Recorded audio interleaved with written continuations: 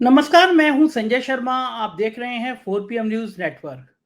रोज show करता हूं अभय दुबे जी के साथ। आप देखते हैं, जाने माने पत्रकार हैं, एबीपी चैनल पर आप रोज उनको देखते हैं। आज मैंने उनसे कई महत्वपूर्ण बातें पूछी।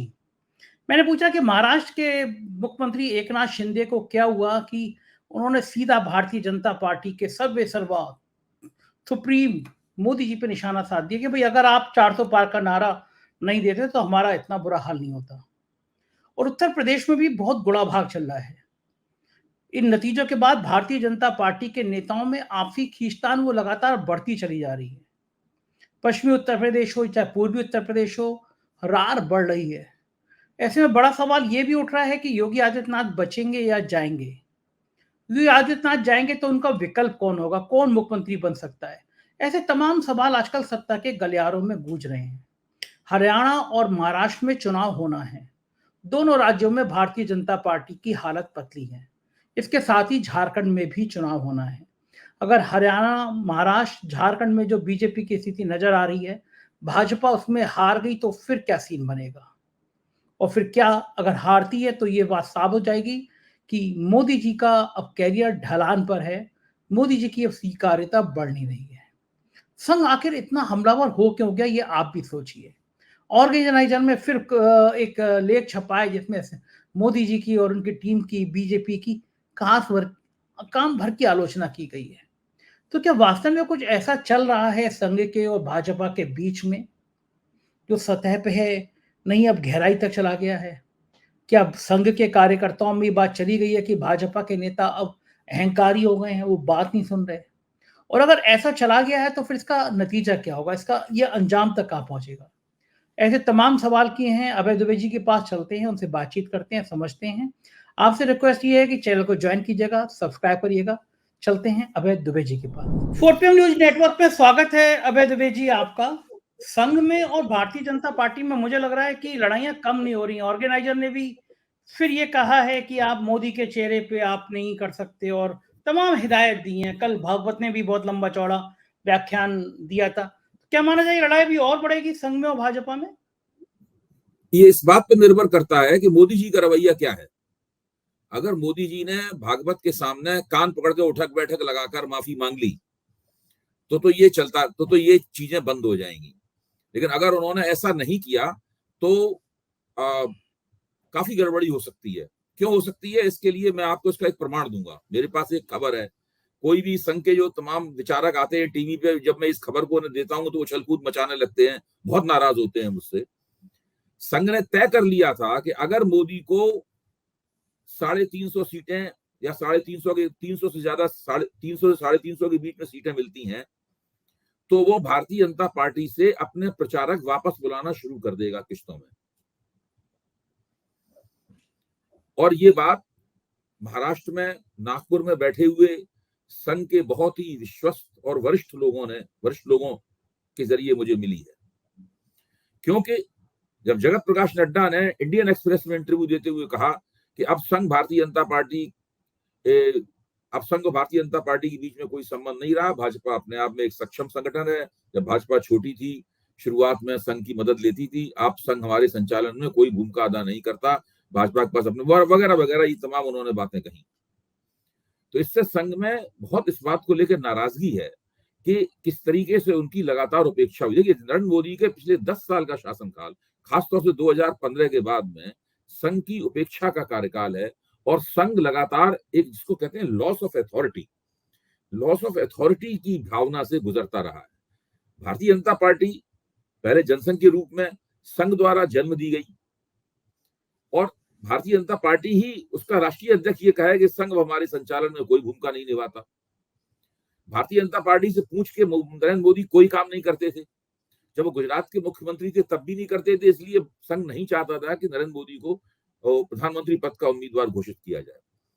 दो अध्यक्षों को, राजनाथ सिंह, उससे पहले नितिन गडकरी को, संघ ने जिम्मेदारी दी थी कि ये व्यक्ति किसी भी तरीके से प्रधानमंत्री पद का उम्मीदवार न बन पाए। लेकिन दिल्ली में जो भाजपा के नेता थे, उनका जो आपसी सिर फुटबॉल था, उनका जो आपसी लतियाव था, और उनकी साख बिल्कुल गिर गई थी, क्योंकि वो कांग्रेस के साथ बड़ा हेलमेल करके उन्होंने विपक्ष के नेता की 10 साल विपक्ष की 10 साल भूमिका निभाई थी। लोग कहते थे इन लोगों में फ्रेंडली फाइट होती रहती है, सुषमा स्वराज, अरुण जेटली वगैरह में, तो इनकी कोई साख नहीं थी। कार्यकर्ता इनको बिल्कुल नहीं चाहते थे, इसलिए कार्यकर्ता भाजपा के सम्मेलनों में मोदी मोदी चिल्लाने लगे और मोदी जी को फिर मजबूरन प्रधानमंत्री पद का उम्मीदवार तय करना पड़ा। उसके बाद से भारतीय जनता पार्टी पूरी तरह बदल गई। जैसे ही वो चुनाव जीते, उन्होंने भाजपा पर कब्जा कर लिया, अमित शाह को अध्यक्ष बनाया और पूरी भाजपा का उन्होंने विस्तार भी किया, नए क्षेत्रों में भी ले गए, लेकिन भारतीय जनता पार्टी के तौर पर उसको नीचे से ऊपर तक बदल दिया। इस बदलाव का सबसे बड़ा प्रमाण यह है कि संघ के दायरे से बाहर के लोग बड़े बड़े पदों पर तैनात किए गए। जो दल बदल करके भारतीय जनता पार्टी में आए थे, उन्हें मुख्यमंत्रियों का पद दिया गया। उत्तर पूर्व के तीनों मुख्यमंत्री कांग्रेस के पूर्व नेता और कार्यकर्ता हैं, असम, त्रिपुरा और मणिपुर के। तो ये, और जो अभी 435 या 37 करीब जो सांसद का टिकट देके लड़ाए गए, उनमें चौथाई दल बदलू है। चौथाई लोग जो हैं वो 25% लोग ऐसे हैं जो बाहर से आए थे। तो इसीलिए भारतीय जनता पार्टी में हम लोग बात भी कर चुके हैं, इस पर एक लतीफा चलता था कि भाई जो भाजपा के कार्यकर्ता हैं उन्हें कम से कम 33% आरक्षण मिलना चाहिए। बहरहाल, तो संघ इन सब बातों को लेकर बहुत नाराज रहा है भारतीय जनता पार्टी से। और लेकिन चूंकि नरेंद्र मोदी दबादब चुनाव जीत रहे थे और वो 400 पार का नारा लगा रहे थे, खुद को भगवान बता रहे थे, इसलिए संघ मुंह पे पट्टी बांधे हुए बैठा हुआ था। लेकिन जैसे ही इनकी 240 सीटें आई, उन लोगों ने तय किया कि इनको इनकी जगह दिखानी है। और इस वक्त मोहन भागवत ने जो कहा है या रतन शारदा ने जो ऑर्गेनाइजर में लेख लिखा है, वो सब भारतीय जनता पार्टी को उसकी जगह दिखाने के लिए लिखा गया है कि हमारे बिना आप कुछ नहीं है। आजकल टीवी, मैं कल से 3 बार टीवी पे इस तरह की बहस में भाग ले चुका हूँ। टीवी पे जितनी भी बहसें हो रही हैं, हर बहस में जो भाजपा के लोग हैं वो लीपापोती कर रहे हैं उसके ऊपर, लेकिन बाकी लोग कह रहे हैं कि मोहन भागवत ने जो कहा है वो आपको आईना दिखाया गया है। रतन शारदा ने उसी बात को और व्याख्यायित करके ऑर्गेनाइजर में लिखा है। रतन शारदा राष्ट्रीय स्वयंसेवक संघ पे एक बड़ी किताब लिख चुके हैं, पुराने आदमी हैं, करीब 40-45 साल से संघ से जुड़े हुए हैं और संघ में उनका बहुत सम्मान है। तो ऐसी स्थिति में अगर नरेंद्र मोदी ने संघ की बातों को नहीं माना, अब तो संघ ने यह भी कह दिया है उनसे कि भाजपा का नया अध्यक्ष आप कैसे व्यक्ति को चुने, उसके लिए उन्होंने एक पूरा मानक बता के दिया है कि इन मानकों पे उस व्यक्ति को खरा उतरना चाहिए। अब देखना यह है कि नरेंद्र मोदी कितना इन बातों को मानते हैं और कितना अभी भी गुजरात वाला और पिछले 10 साल वाला रवैया जारी रखते हैं। लेकिन आपको लगता है अवैध जी कि जो रवैया रहता है, जो तेवर रहते हैं नरेंद्र मोदी के, वो झुक जाएंगे, वो कंप्रोमाइज कर लेंगे? अभी तक तो वो कंप्रोमाइज करते हुए कहीं नजर आए नहीं है कभी भी। नहीं, मैं तो मानता हूं कंप्रोमाइज कर रहे हैं। कंप्रोमाइज है कि जो राजनेता है अगर वो इस बात को नहीं समझता है कि सत्ता को बनाए रखने के लिए कहां तक कंप्रोमाइज करना पड़ेगा, कहां पे हेकड़ी दिखानी पड़ेगी, कहां पे डांट डपट करनी पड़ेगी, कहां धमकाना पड़ेगा, नरेंद्र मोदी में ये सारी खूबियां मैं पहले से मानता हूं कि हैं। इसीलिए पहले मैं व्यंग से कहता था कि जैसे ही वो गठजोड़ राजनीति उनकी मजबूरी बनी, वैसे ही वो पूरी कोशिश करेंगे कि उनके अंदर से अटल बिहारी वाजपेयी निकल आए। और अब वो बिल्कुल, अब आप देखिए ना, चित्रों को देखिए, सोशल मीडिया पे वो तमाम तस्वीरें वायरल हो रही हैं जिसमें लोग, अब लाइन में लोग खड़े हुए हैं, उसमें जेपी नड्डा हैं, उसमें अमित शाह हैं, उसमें राजनाथ सिंह हैं, उसमें नितिन गडकरी हैं, तो उसमें कौन कितना झुका हुआ है और कौन कितना तना हुआ है वो तस्वीर साफ बताती। इसी तरीके से नीतीश कुमार अपने जो जेडीयू के लोग जिनको मंत्रिमंडल में लिया गया है उनसे परिचय करा रहे हैं, तो बिल्कुल नरेंद्र मोदी से इस तरह बात कर रहे हैं, नरेंद्र मोदी को कोई पुराने दोस्त हो, मतलब ऐसा नहीं नरेंद्र मोदी के सामने वो झुके जा रहे हो। तो बिल्कुल हर पूरा माहौल पूरी तरीके से बदल गया है और हालात इस तरीके के हैं कि अगर नरेंद्र मोदी ने अपना पिछला घमंड वाला रवैया जारी रखा, अहंकार वाला रवैया जारी रखा, तो उनके जो, भले ही उनकी सीटें बहुत कम हैं, उनकी 240 हैं, इनके पास 16, इनके पास 15 और 13 और 28 सीटें ज्यादा हैं, लेकिन इतना बड़ा झटका ये लोग देंगे, इससे ये लोग संभल नहीं पाएंगे। लेकिन मोदी जी ने काम सब किया, संघ का बड़ा मन था कि राम मंदिर बने, मोदी जी ने राम मंदिर बनवा दिया, संघ के लोगों ने कहां से बसें भर भर के लाकर लोगों को दर्शन करा दिए। अब वाला बात है, मोदी जब राम मंदिर का नाम नहीं लेते, जय जगन्नाथ का। ये तर्क काफी दिया जा रहा है कि आखिरकार मोदी ने किया क्या है, मोदी ने संघ के एजेंडे को लागू किया है। देखिए, ये काफी नहीं होता है। मोदी जी के पास तो और कोई एजेंडा ही नहीं है लागू, ऐसा मोदी जी के पास कोई पैरेलल एजेंडा था क्या? भाई मोदी जी जो भी करेंगे आखिरकार संघ के एजेंडे को ही लागू करेंगे। सवाल ये नहीं है, जैसे कि आप उस पिता की कल्पना कीजिए, इसने अपने बेटे को अपना सारा बिजनेस सौंप दिया है, लेकिन वो जो भी सलाह, बेटा उस बिजनेस को आगे भी बढ़ा रहा है, नाकाम भी नहीं है, लेकिन वो जो भी सलाह देता है वो बेटा उसका मखौल बनाता है, अपने पिता को बार बार याद दिलाता है कि उसने उनकी बात नहीं मानी इसलिए वो कामयाब है। इस चीज को कहते हैं कि फादर का बेटे के मुकाबले लॉस ऑफ अथॉरिटी, प्राधिकार का क्षय। ये चीज बहुत ज्यादा तंग करती है। ये चीज उस सफलता के मुकाबले ज्यादा दुखदाई है, जो सफलता की खुशी के मुकाबले ज्यादा दुखदाई है जो कि मिल रही है। आप मोहन भागवत के भाषण पे गौर कीजिए, उन्होंने क्या कहा है कि जनसेवा आप कर रहे हैं, लेकिन जनसेवा करते समय आपके मन में अहंकार नहीं आना चाहिए, और ये आपको बार बार नहीं कहना चाहिए कि आपने ये काम आपने किया है। निर्लिप्त होकर जनसेवा करनी चाहिए। इन सब बातों का एक व्यवहारिक, ये केवल आध्यात्मिक किस्म का उपदेश नहीं है, इन सब बातों का व्यवहारिक मतलब है कि आप जो कर रहे हैं ये एजेंडा आपको हमने बना के दिया है, आपने हमारा एजेंडा लागू किया है, आपका कोई एजेंडा नहीं था अलग से, आपके पास कोई विशेष एजेंडा नहीं था, और है भी नहीं मोदी जी के पास कोई एजेंडा। मोदी जी के पास इतना ज्ञान नहीं है कि वो अपना पैरेलल एजेंडा तैयार कर सकें संघ के मुकाबले। सारी जिंदगी उनकी संघ में गुजरी है, वो हिंदुत्ववादी विचारधारा के अलावा और उसकी विचारधारात्मक मांगे हैं उनके अलावा और वो कुछ नहीं कर सकते। तो मैं ये मानता हूं कि जिस एजेंडे के बारे में कहा जाता है कि संघ बहुत खुश होगा, संघ खुश नहीं है उस एजेंडे के लागू होने के बावजूद। एक बात तो है वैसे अभय दुबे जी, संघ ने कहते ना भेगो भेगो के मारना, संघ इस नतीजे के बाद रोज भेगो भेगो के मार रहा है। मतलब मोदी कर्नाटक के चुनाव से ही जारी है, कर्नाटक के चुनाव से ही चल रहा है ये। आपको ध्यान होगा कर्नाटक के चुनाव में मोहन भागवत ने तो भाषण नहीं दिया था, लेकिन ऑर्गेनाइजर में एक लेख छपा था जो बहुत विख्यात लेख, उसमें बहुत चर्चा हुई है, हम लोग भी चर्चा कर चुके हैं 4 PM के मंच पे। इसमें उन्होंने कहा था केवल मोदी के नाम पर, हिंदुत्व के नाम पर, मंदिर अंदिर के नाम पर नहीं चुनाव जीता जा सकता। कर्नाटक के चुनाव से ये स्पष्ट हो गया है। तो उस बात मोदी के समर्थकों ने कहा कि ये कोई संघ का आधिकारिक विचार नहीं है, ये तो ऑर्गेनाइजर में छपा है, ये पता नहीं किसने लिखा है, ये तो किसी व्यक्ति की स्वतंत्र राय है अपने आप में। इस तरह करके उस चीज को दरकिनार कर दिया गया। लेकिन आज मणिपुर के सवाल पे मोहन भागवत ने जो राय दी थी, खुद जयराम रमेश ने कहा है कि अगर मोहन भागवत की राय नरेंद्र मोदी मणिपुर पे मान लेते तो आज मणिपुर की स्थिति इतनी खराब नहीं होती। देखिए, वो लगातार इस बात पे राय देते रहे हैं, और उन्होंने जो बहुत सी राय दी है उसको नरेंद्र मोदी ने माना भी है। जैसे कि जब उन्होंने कहा कि भाई मुसलमान जो है वो हमारे ही डीएनए के हैं, हमारा डीएनए उनका डीएनए अलग नहीं है। उसी के बाद नरेंद्र मोदी ने कहा कि भाई जो पसमानदा मुसलमान है उनके बीच में हम स्नेह यात्राएं निकालेंगे, इस बात का उन्होंने आह्वान किया। तो वो करते हैं उस काम को, लेकिन उनकी जो शैली है वो शैली बहुत ही निरंकुश किस्म की शैली है। जो चीज हमें ऑटोक्रेसी लगती है वो संघ के प्रति भी, संघ के ऊपर भी ऑटोक्रेसी है। मेरा मानना है उन्होंने बहुत सारे स्वयंसेवकों के मन में ऐसा भाव है जैसे कि उनका दमन किया गया हो।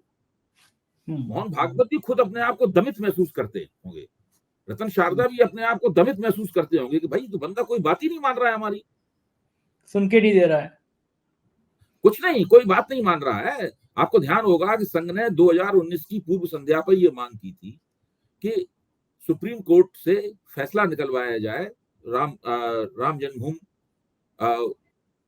मंदिर बनाने का, राम जन्मभूमि मंदिर बनाने का। नरेंद्र मोदी ने उससे इनकार कर दिया। संघ ने, आपको ध्यान होगा, रामलीला मैदान में बड़ी सभा की, उसमें सुप्रीम कोर्ट के खिलाफ झंडे लहराए गए, सरकार को बड़ी नसीहतें दी गई। खुद वहां पर संघ के एक बड़े पदाधिकारी ने भाषण दिया आकर, पूरा भरा गया वहां पर, संघ के तमाम स्वयंसेवक सक्रिय थे, लेकिन मोदी जी ने उनकी एक नहीं मानी। बात तो सही है, लड़ाई बढ़ रही है। ऐसे बहुत से प्रकरण हैं, उनकी पूरी सूची बनाई जा सकती है कि कब कब मोदी जी ने संघ के निर्देशों का उल्लंघन किया और उनकी बातों को मानने से इनकार कर दिया, और तकरीबन उसका उल्टा किया उन्होंने, और बाद में खुद अपनी पीठ भी ठोकी उन्होंने उल्टा करने के बाद में। देखिए हमने क्या जानदार काम। अब वो बार बार कहते हैं कि हमने अदालत से फैसला करवाया।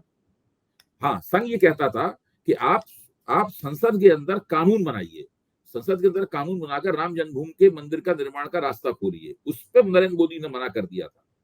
नरेंद्र मोदी ने कहा था कि हम अदालत में मामला विचाराधीन है, अदालत से जब फैसला आ जाएगा तब हम ये काम करेंगे। तो दोनों की राय में बहुत जमीन आसमान का इसमें फर्क था।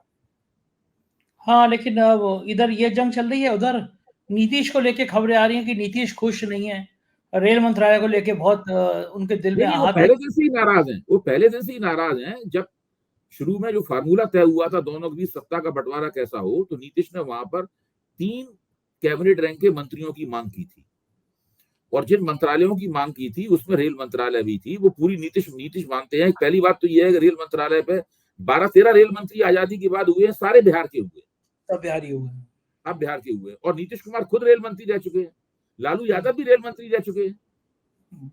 तो ये वो बिहारी मानते हैं कि रेल मंत्रालय पे हमारा हक है। दूसरी बात, रेल मंत्रालय का बजट बहुत बड़ा होता है, उसमें लोगों को रोजगार देने की उस मंत्रालय में बहुत क्षमता है, इसलिए ये सब बहुत महत्वपूर्ण बातें हैं रेल मंत्रालय की। लेकिन इधर नरेंद्र मोदी ने क्या कर रखा, उन्होंने अश्विनी वैष्णव को रेल मंत्री पिछली बार बनाया, और बनाने के बाद में जो वो बुलेट ट्रेन वाला प्रोजेक्ट उनसे लागू करवाना चाहते हैं अश्विनी वैष्णव से, उन्हें कुछ इससे संबंधित कुछ अनुभव भी है उनको, और वो प्रोजेक्ट उनका ड्रीम प्रोजेक्ट मानते हैं नरेंद्र मोदी अपना, कि भाई बुलेट ट्रेन तो हिंदुस्तान में चलनी चाहिए, अब भले ही उसमें कितने भी पैसे खर्च हो जाए, कुछ भी हो। इसलिए वो अश्विनी वैष्णव को छोड़ने के लिए तैयार नहीं है, इसलिए नीतीश कुमार की उन्होंने बात मानी नहीं। इसकी वजह से जनता दल यूनाइटेड नाराज ही है, न तो उसके मन के मंत्रालय मिले, न का मंत्रालय मिला है, और न ही उन तीन कैबिनेट रैंक के मंत्री मिले हैं। कि नाराजगी क्या गोल खिला सकती है? देखिए, ये सब चीजें धीरे धीरे स्पष्ट होंगी। देखिए, सबको सत्ता चाहिए, सत्ता मिलने की जो परिस्थिति है उसको गड़बड़ा के कोई नहीं, राष्ट्रीय स्वयंसेवक संघ भी नहीं चाहता ये, वो नरेंद्र मोदी से मंच के ऊपर कोई विवाद नहीं करना चाहता, खुल के कोई विवाद नहीं होगा, सारे काम जो हैं पीछे होंगे, और हम लोगों को गहरी नजर से देख के उन्हें समझना होगा कि ये कैसे हो रहा है। हम लोगों को एक एक बयान को पर ध्यान देना होगा, उसको डिकोड करना होगा। इस क्षेत्रों के जो विशेषज्ञ लोग हैं, खासतौर से बिहार की राजनीति पे जो बहुत गहरी नजर रखने वाले पत्रकार हैं, जो जनता दल यू में अंदर घुसे हुए हैं, वो सब बातें खोज के निकालेंगे उसके अंदर से, वो हम लोगों तक भी पहुंचेंगी, हमारे भी मित्र हैं, हम उनसे जान लेंगे उन बातों को। इस तरह करके धीरे धीरे बात साफ होगी। अब जब सरकार आगे काम करेगी, मंत्री काम करना शुरू करेंगे, तब एक दूसरा अंतर्विरोध ये पैदा होगा, कंडक्शन ये पैदा होगा कि पीएमओ उनके कामकाज में हस्तक्षेप करेगा, उनसे कहेगा कि इस काम को ऐसे ऐसे कीजिए, उनके पास एजेंडे भिजवाए जाएंगे कि आप ये काम ये कीजिए, ये काम ये कीजिए। संघ चाहेगा कि वहां पे जो उनके पॉइंटमैन नियुक्त होते हैं वो पॉइंटमैन नियुक्त हों, वो मंत्री उनके पॉइंटमैन नियुक्त नहीं करेंगे, तो पहला तो झगड़ा है इस बात को। फिर वो पीएमओ की बात मानने से इनकार कर देंगे, उससे झगड़ा शुरू होगा। इस तरह करके बहुत सारे तनाव और बहुत सारे अंतर्विरोध पैदा होंगे, और इसमें बहुत समय नहीं लगेगा, लेकिन फिर भी 5-6 महीने का समय लग सकता है इन चीजों के जमा होने में। तब तक क्या होगा, तब तक इन 3 राज्यों के चुनाव हो जाएंगे। हाँ, वो भी बड़ा इंपॉर्टेंट है, झारखंड का, महाराष्ट्र का और हरियाणा का। और इन 3 राज्यों के चुनाव में जैसे ही भारतीय जनता पार्टी हारेगी, वैसे ही इस बात तो मोहर लग जाएगी कि नरेंद्र मोदी लगातार ढलान पे फिसल रहे हैं, उनकी रिकवरी नहीं हो रही है। अभी देखिए, उड़ीसा में सरकार बनाने का जश्न मना रहे हैं, ठीक है, उड़ीसा में उन्होंने सरकार बना ली, लेकिन ये जश्न कैसा है आप जानते हैं? आपको ध्यान होगा कि आंकड़े आपने देखे होंगे, बीजू जनता दल को कितने वोट मिले हैं? बीजू जनता दल को 40.22% वोट मिले हैं, और भाजपा को कितने वोट मिले हैं? 40.07%। यानी भाजपा 42 वोट के प्रतिशत में बीजू जनता दल से पीछे है। बहुत कम अंतर से 15-20 सीटें वो ज्यादा जीत गए हैं भाजपा वाले, इनसे बहुत कम अंतर से। जिन 2 उप मुख्यमंत्रियों को बनाया है वो भी बहुत कम अंतर से जीते हुए हैं, उनके अंतर आज छपे हैं अखबारों में। तो वहां पे कांग्रेस इस गेम में है नहीं, वो बहुत पीछे है, उसे केवल 13.26 वोट मिले हैं वहां पर। लेकिन जैसे ही वहां सरकार आगे बढ़ेगी, वैसे ही बीजू जनता दल बहुत शक्तिशाली विपक्ष के रूप में अपना काम करेगा। ये मानना इन लोगों की भूल है, एक बार हम आ गए तो उसके बाद हम जमे रहेंगे। उड़ीसा की जमीन भारतीय जनता पार्टी के लिए बहुत ही कठिन साबित होने वाली है। अच्छा, उड़ीसा तो होता, लेकिन महाराष्ट्र में शिंदे ने कह दिया भैया ये जो मामला हुआ है हमारे, ये 400 पार का नारा है, सीधा उससे तो 400 पार के नारे पे इनके टिका दी कि भैया आप 400 पार का नारा ना देते तो हम हारते नहीं। शिंदे की इस लाइन जनता दल यूनाइटेड के बाद में दूसरी सबसे ज्यादा असंतुष्ट शक्ति है वो श्रीकांत शिंदे की शिवसेना है। वो तो, उनको तो कोई कैबिनेट रैंक का मंत्री पद भी नहीं मिला है, उनको तो राज्य मंत्री पद में ही निपटा दिया गया है। बहुत नाराज हैं वो लोग, और उन्होंने अपनी नाराजगी भारतीय जनता पार्टी को बता भी दी है। तो ये सब मत समझिए कि इस तरीके से बहुत चलता रहेगा। और पहले कहा जाता था कि श्रीकांत शिंदे की शिवसेना को सबसे ज्यादा नुकसान होगा, उनके लोग सबसे ज्यादा हारेंगे और भाजपा उनको जिताने में मदद कर सकती है। हुआ उल्टा है। उन्होंने बहुत अच्छा प्रदर्शन किया है श्रीकांत शिंदे की शिवसेना ने। उनके और उद्धव के लोगों में बहुत कम फर्क है। उद्धव आगे हैं, लेकिन वो भी कोई खराब प्रदर्शन नहीं है उनका। उन्होंने अपने अपने क्षेत्रों में उन्होंने अपने वोट पूरे प्राप्त किए हैं। तो और भारतीय जनता पार्टी उतना नहीं जीती है, इतना उससे उम्मीद की जाती थी। तो महाराष्ट्र में इस जो गठजोड़ है महाराष्ट्र में, उसकी कमजोर कड़ी या तो अजित पवार की राष्ट्रवादी कांग्रेस है या भारतीय जनता पार्टी है। श्रीकांत शिंदे की शिवसेना कमजोर कड़ी नहीं है। न तो राष्ट्रवादी कांग्रेस सरकार में भागीदारी कर रही है और शिंदे की शिवसेना अपनी आपत्तियों के साथ भागीदारी कर रही है। तो इस बयान का मतलब क्या है कि 400 पार का नारा नहीं होता तो हम ये नहीं करते हो? तो सीधा मोदी को चैलेंज कर रहे हैं वो। तो वही है जो बात उन्होंने, जो रतन शारदा ने कही है, वो श्रीकांत शिंदे ने कही है। रतन शारदा ने तो यही कहा है ना, रतन कहा कि आपने 400 पार का नारा दिया, उसके एक बुलबुला बन गया और आप उस बुलबुले के अंदर रहने लगे। यही तो उन्होंने लेख में लिखा है उन्होंने। देखिए 400 पार का नारा, 400 पार के नारे पे एक बड़ी अच्छी समीक्षा की टिप्पणी आई, वो भी आपके साथ में शेयर करना चाहता हूं कि जब 400 पार का नारा दिया गया तो अब की बार 400 पार, तो उससे स्पष्ट नहीं होता था कि इससे कौन सा मकसद आप हल करना चाहते हैं। हाँ, ठीक बात है। हाँ, तो विपक्ष ने उसको परिभाषित किया कि भाई इससे ये कोई संविधान में कुछ गड़बड़ झाला करना चाहते हैं, संविधान को नुकसान पहुंचाना चाहते हैं, आरक्षण को नुकसान पहुंचाना चाहते हैं। इन्होंने तो कभी स्पष्टीकरण दिया नहीं उसका 400 पार क्यों चाहते हैं आप। अच्छा, इनके लोगों को समझ में आया कि 400 पार हम इसलिए चाहते हैं हम संविधान बदल सकें। कहा भी गया, लल्लू सिंह ने कहा, अनंत हेगड़े ने कहा और कई लोगों ने इस बात को कहा। तो भाजपा की तरफ से जो शुरू में आया वो यही था कि संविधान बदलना चाहते हैं, उसको विपक्ष ने पकड़ लिया और भाजपा को ये बहुत बड़ा धोबी पाठ साबित हुआ भाजपा के लिए। बिल्कुल ठीक बात है। और आखिर में मैं आपको यूपी का और पूछना चाहूंगा, यूपी में जो सियासत चल रही है, क्या लगता है आपको योगी आदित्यनाथ की सीट का कुछ खतरा है या कुछ नहीं है? भाई, भारतीय जनता पार्टी के गले में योगी जी अटके हुए हैं। भारतीय जनता पार्टी ना उन्हें निगल सकती है ना उगल सकती, अभी से नहीं, शुरू से, जब से उन्हें मुख्यमंत्री बनाया गया है, शुरू के कुछ वर्षों में तो पीएमओ की बात मानते थे और उन्होंने पीएमओ के जरिए अपनी सरकार को चलने की इजाजत भी दी, लेकिन धीरे धीरे करके ये परिस्थिति बदल गई। अब वो संघ उनको हमदर्दी के साथ देखता है। संघ भारतीय जनता पार्टी की तरह उनके साथ एक सौतेला व्यवहार नहीं कर रहा है। लेकिन जो भारतीय नरेंद्र मोदी के नेतृत्व में, तो उनसे बहुत असहज हैं वो लोग योगी आदित्यनाथ से बहुत असहज हैं और उनकी असहजता क्या रंग लाएगी, इसके बारे में भाजपा में अब काफी सोच विचार होगा कि आखिरकार किया क्या जाए। योगी आदित्यनाथ को बना रहने दिया जाए। अगर वो बना रहने देते हैं योगी आदित्यनाथ को, जो वहां बातें चल रही है, गद्दारी हुई है, गद्दारी हुई है, गद्दारी हुई है, इशारा तो आदित्यनाथ जी की तरफ है, गद्दारी हुई है, तो फिर उसको कैसे निपटाया जाएगा, क्या निपटाया जाएगा, भाजपा को इसके लिए बहुत फाइन ट्यूनिंग करनी पड़ेगी। बिल्कुल ठीक बात है। राजनीति बहुत तेज होगी। हम आपसे बात करते रहेंगे। शुक्रिया अभय जी, आपने इतना समय दिया, आभार। तो ये थे अभय दुबे जी और हम उनसे चर्चा कर रहे थे कि इन सारी राजनीतिक बातों का मतलब क्या है। मुझको यकीन है ये आपको चर्चा पसंद आई होगी। अपनी राय से अवगत कराइएगा, चैनल को ज्वाइन और सब्सक्राइब करिएगा। शुक्रिया, थैंक यू।